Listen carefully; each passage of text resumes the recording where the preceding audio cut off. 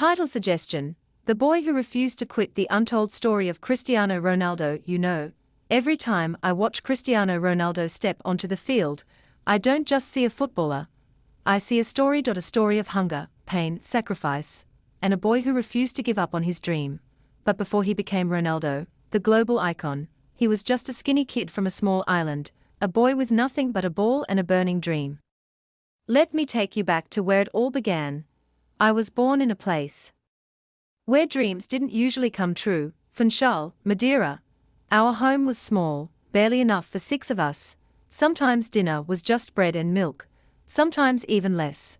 But I didn't care.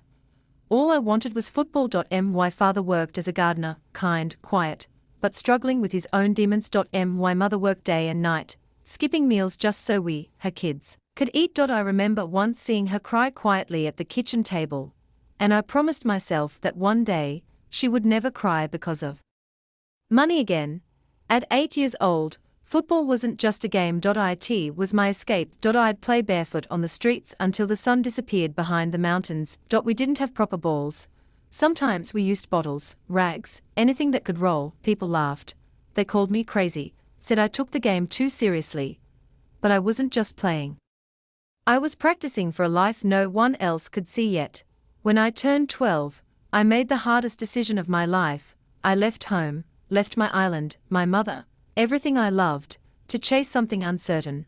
Lisbon felt like another world, cold, loud, unforgiving. I cried almost every night in that dorm room, but every time I wanted to quit, I remembered my mother's words: Cristiano, you are our hope. Be strong.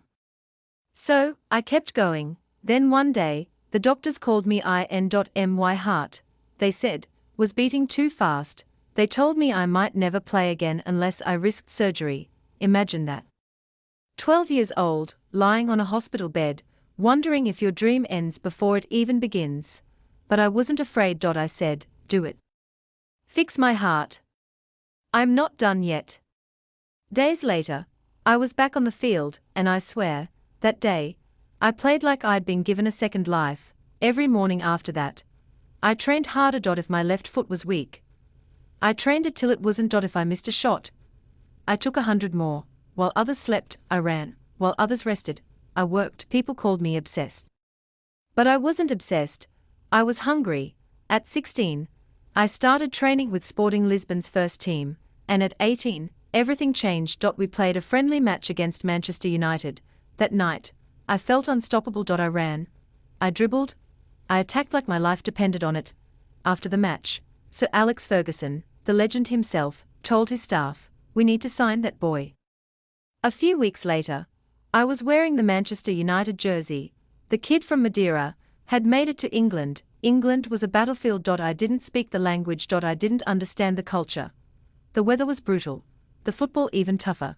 People mocked my fancy tricks, called me too flashy. But you see, I didn't come to impress them. I came to prove that dreams don't care where you come from. So I trained harder. I stayed late after practice, shooting, dribbling, studying the best players in the world. Within a year, I wasn't just surviving, I was shining. 2008. That was the year everything changed. 42 goals in one season, Premier League. Champions League. My first Ballon d'Or. At 23, they called me the best player in the world, but I didn't stop, because to me, success wasn't the trophy. It was the next morning's training. In 2009, I made another bold move, to Real Madrid. The pressure was beyond anything I'd known. The record-breaking transfer fee, the media, the critics, everyone expected a miracle. So I gave them one. Season after season, I broke records. 30 goals, 40, then 50. Every time people said, he can't do it again, I did it again. And yes, the rivalry with Messi, it made me sharper. It made me hungrier. I didn't compete with him. I competed with yesterday's me.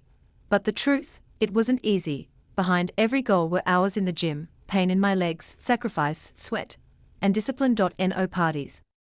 No shortcuts, just focus. When others rested, I practiced headers until my neck hurt. When others went home, I stayed and hit free kicks until the sun went down, because I knew greatness is not given. It's earned. Years later, at 33, people said, he's too old. So I went to Italy, to Juventus, just to prove them wrong. They said Serie A was too tough.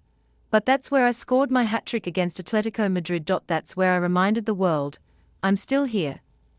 At 35, I broke another record, scoring 50 goals in 3 of the world's hardest leagues, Premier League, La Liga, Serie A. They called it impossible. I called it Tuesday. But even legends face pain. In 2022, I lost my newborn son. That pain, no trophy, no award can ever heal that. But I knew I had to stay strong, for my family, for my fans, for myself, because even in darkness, life demands that we rise. Now, as I near 40, people ask, why do you still play? And I smile, because it was never about fame or money. It was about that boy, barefoot on the streets of Madeira, who refused to quit. I still play for him, and to you, watching this right now, remember this, 96% of people never chase their dream. They spend their lives working for the 4% who do. So decide, will you be part of the 96% who settle, or the 4% who fight for their destiny?